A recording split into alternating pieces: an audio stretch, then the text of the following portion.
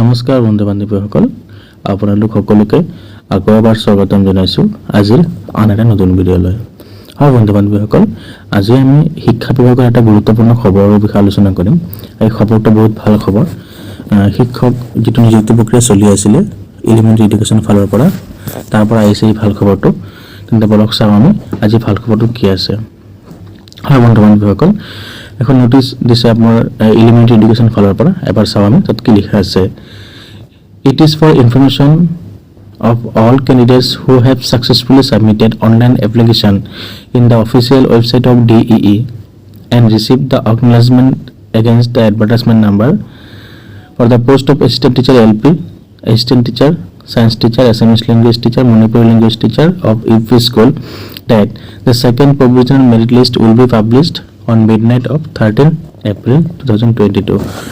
হয় বন্ধু বান্ধৱীসকল, যেটো আপোনাৰ নিযুক্তি প্ৰক্ৰিয়া চলি আছিলে আৰু ইয়াৰ দ্বিতীয় মেধা তালিকা আজি অৰ্থাৎ 13 এপ্ৰিল তাৰিখে ৰাতি প্ৰকাশ পাব। এটা চাওঁ আমি ইয়াত কিছুমান পইণ্ট আউট কৰিছে, সেইবোৰ চাই লওঁত কি লিখা আছে।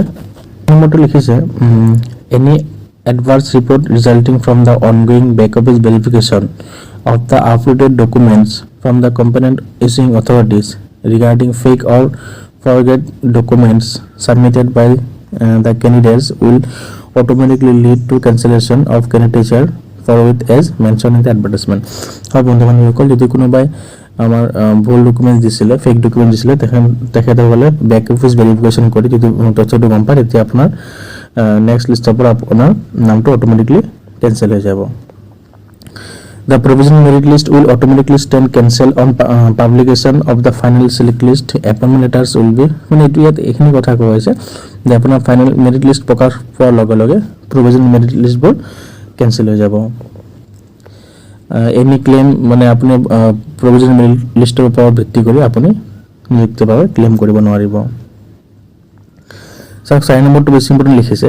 The candidates whose name appear in the second provisional merit list will be allowed to log in the portal with their details and will be able to submit the option if they have selected in multiple posts. হয় বন্ধু বান্ধৱীসকল, এই 4 number ইয়াত কথাটো বহুত গুৰুত্বপূৰ্ণ।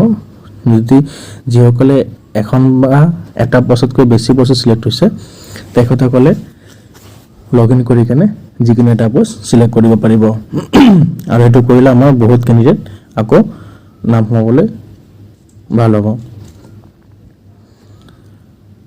আৰু 5 number লিখিছে যে বেক অফিচ ভেৰিফিকেশ্যন। চাওক আমাৰ যিটো ভেৰিফিকেশ্যন এইটো আপোনাৰ চলি আছে আৰু ছেকেণ্ড প্ৰভিজনেল লিষ্টত যিসকলৰ নাম উইথেল আহিব, ডিৰেক্টৰেট বা গুৱাহাটী যোৱাৰ কোনো ধৰণৰ প্ৰয়োজন নাই। তো বন্ধু বান্ধৱীসকল, এইটো কথা আছিলে। আমি বিহুৰ পূৰ্বে অতি ভাল খবৰ এটা পালোঁ যে আমাৰ নিযুক্তি প্ৰক্ৰিয়াৰ দ্বিতীয়খন মেধা তালিকা ইতিমধ্যে প্ৰকাশ পাব আৰু যিসকলে এটাতকৈ বেছি পষ্ট চিলেক্ট হৈছে বা এখনতকৈ 2খন বা 3খন ডিষ্ট্ৰিক্টৰ চিলেক্ট হৈছে, তেখেতসকলে যিকোনো এটা পষ্ট চিলেক্ট কৰিবলৈ অপশ্যন দিয়া হ'ব। তো বন্ধু বান্ধৱীসকল, আজি ভিডিঅ'টো ইমানেই আছিলে। ভাল লাগিলে লাইক, শ্বেয়াৰ আৰু ছাবস্ক্ৰাইব কৰি দিব।